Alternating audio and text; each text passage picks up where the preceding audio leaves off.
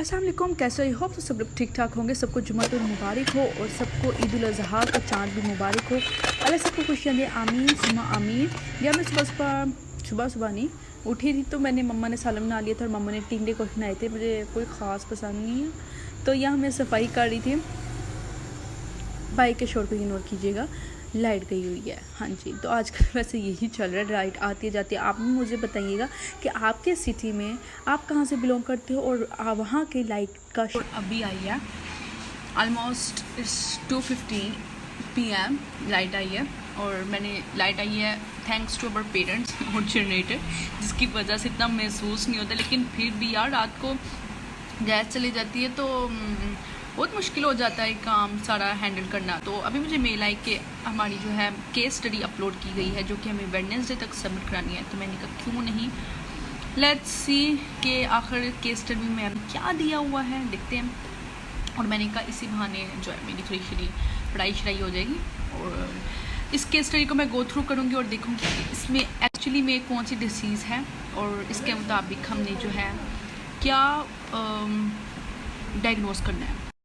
Oh my God! Wow! Help of this book मैं पहले diagnose करूँगी कौन सी है और उसके बाद जो है फिर मैं इस बुक की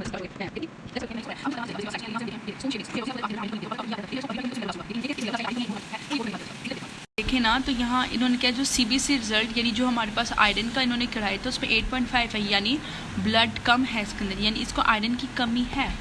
फटीग भी फील करता है और जो है 42 इयर्स का है, उसके स्पून नेल शेप्ड है, ठीक है। तो अब ये उसकी डाइट्री है, ये जो लेता है बेसिकली छोटी मेरे मुंह में फ्रूट है। इसको जब सॉल्व करूँगी मैं आपको दिखाऊंगी कि किस तरह मैं सॉल्व करती हूँ, किस तरह केस स्टडी को सॉल्व करते हैं, किस तरह हम डायग्नोज करते हैं कि कौन से सिम्टम्स हैं जो हमें पता चल जाता है इसको कौन सी डिसीज़ है और बुक से मैं किस तरह रीडिंग करती हूँ। कुछ की पॉइंट्स जो है वो नोट करी थी। मुझे तो पहले अपना आयरन की जो है रिलेटेड टॉपिक मिल नहीं रहा था वो, और मेरी बुक का हशर नशर हुआ है तो मैं कुछ लैपटॉप से कुछ नोट्स के थ्रू बुक्स के थ्रू अपने नोट्स के पॉइंट्स बना रही थी जिससे मुझे ईजी हो जाए केस भी सॉल्व करने में। और यहाँ तकरीबन आई थिंक 3-4 बज गए थे और यहाँ मैं आपको एक इटियोलॉजी में मैं आपको दिखाती हूँ। एज़ के यहाँ बताया गया है कि मोर इन रूरल एरियाज़। अब जो मेरे पास केस आया है उसमें भी ये बताया गया है कि वो अर्बन एरिया में रहती है। यहाँ मेरी राइटिंग इग्नोर कीजिएगा, जहाँ पे उसने लिखा है फटीग है, वो स्लीप 12 से 14 घंटे लेती है, एग्जॉस्ट, मैरिड है, 4 बच्चे हैं, पुअर परफॉर्मेंस है, उसका स्टमक अल्सर भी है और वो उसमें को और ये मेडिसिन ले रही है 250 मिलीग्राम की और वो प्लस और मेडिसिन नहीं ले सकती। उसका HP लेवल 8.5 है और वेट 72 kg है। अब यहाँ अगर हम सिम्टम्स इसके साथ मैच करें तो एक तो हमारा अर्बन वाला मैच हो चुका है, ठीक है। Inadequate intake, blood loss, pregnancy वाला भी इसमें हो चुका है, चाइल्डहुड वाला भी हो चुका है। ब्लड लॉस में आपकी गैस्ट्रिक अल्सरेशन जो कि उसको है। स्पून शेप्ड मेन चीज़ है।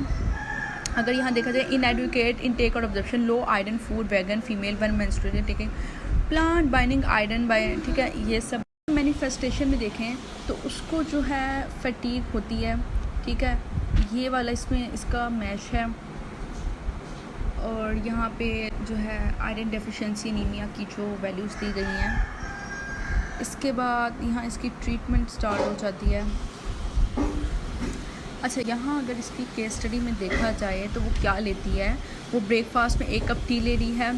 टी तो वैसे ही मना होता है। 2 ब्रेड स्लाइस ले रही है 1 टेबलस्पून बटर के साथ। मिड मॉर्निंग स्नैक,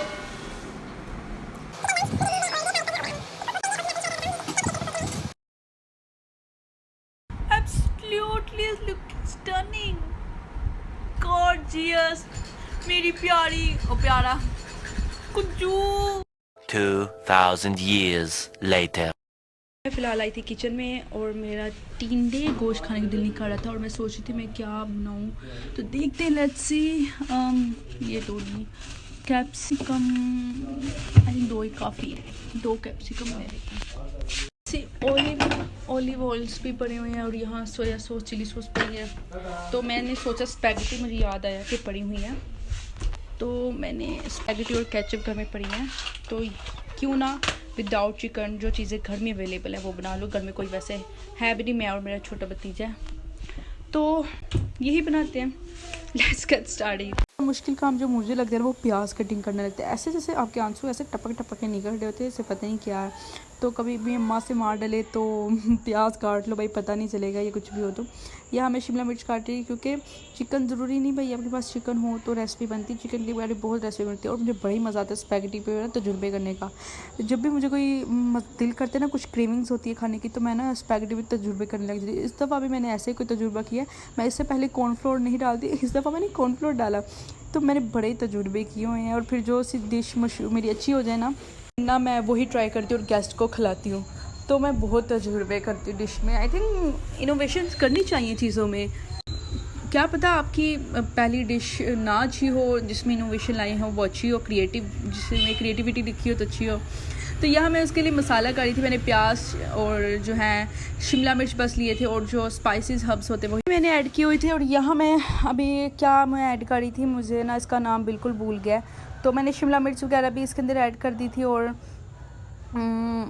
मैंने देसी घी का 1 स्पून ऐड किया था इसके अंदर। और दूसरे फिर इसको अच्छी तरह मैंने लगाया था, मिक्स किया था। उसके बाद जो है जो मैंने नमक किया था वो मैंने कॉर्नफ्लोर का किया था।